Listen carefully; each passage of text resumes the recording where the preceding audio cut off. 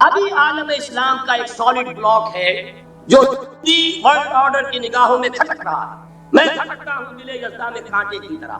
اگرچہ ان کی اسٹریٹجی کیا ہے؟ ایک ایک کر کے ان کے حصے بکرے کر کے دیا پاچا کرو. ابھی وہ بلاک کون سا ہے؟ ایران ہے، افغانستان ہے، پاکستان ہے اور روسی ترکستان سے آزاد ہونے والی جو ریاستیں ہیں.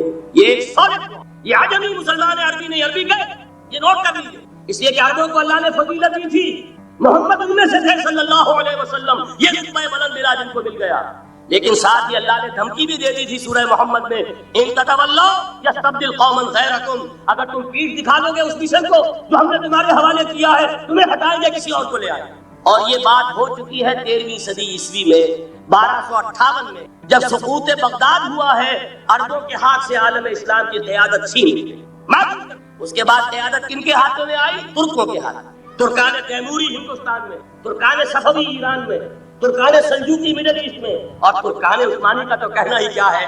وہ ایشیا مائنر سے چل کر آپ کو معلوم ہے کہ مشرقی یورپ کا کتنا بڑا علاقہ، the great Usman empire, great Usman empire جو 3 بر اعظموں پر محیط، نام و نشان ختم.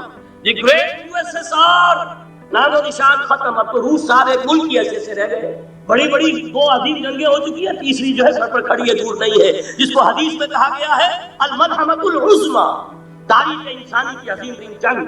اور وہی صلیبی جنگ جس کا آغاز بوسنیا سے ہو چکا ہے. کہ ایک امکان تو یہ ہے کہ اس بلاک میں اسلام کا احیاء ہو، اور اس کے لیے کچھ نویدیں بھی موجود ہیں، احادیث نبویہ. وہ تو آپ نے سنا ہوگا اقبال کا شعر، میرے عرب کو آئی ٹھنڈی ہوا جہاں سے، میرا وطن وہی ہے، میرا وطن وہی ہے. حدیث میں آتا ہے یخرج ناس من المشرق یؤتون للمہدی یعنی سلطان، مشرق سے فوجیں نکلیں گی کہ جو کہ مہدی کی حکومت قائم کرے. یہ مہدی اہل تشیع کے مہدی اور ہیں، ہمارے مہدی اور. اہل تشیع کے عقیدے کے مطابق ان کے بعد میں امام جو روپوش ہو گئے تھے وہ امام مہدی ہے، وہ ظاہر ہو جائیں گے. ابھی امام غائب ہے، پھر وہ ظاہر ہو جائیں گے. ہمارے نبی یہ مہدی پیدا ہوں گے یا ہو چکے ہو، اور یہ ہوں گے حضرت فاطمہ کی نسل ہی سے رضی اللہ تعالی عنہا. لیکن عالم عرب کے اندر پھر ایک طاقت بن کر ابھریں گے، باطل کی قوتوں کے خلاف جہاد کریں گے. لیکن ان کو مدد آئے گی 2 طرف سے، ایک زمینی مدد آئے گی مشرق سے، ایک آسمانی مدد آئے گی. عیسیٰ ابن مریم کا نزول، حضرت مسیح علیہ السلام جو زندہ آسمان پر اٹھائے گئے تھے، نازل ہوں گے. اور در حقیقت ان 2 مددوں کے نتیجے پھر یہود کا قلعہ کما ہوگا، اور یہی گریٹر اسرائیل ان کا گریٹر گریٹ یارڈ بن کر رہے گا، عظیم تر قبرستان بن کر رہے گا. اس کی بڑی واضح حدیثیں موجود ہیں، اس کی بڑی تفصیلی خبریں موجود ہیں.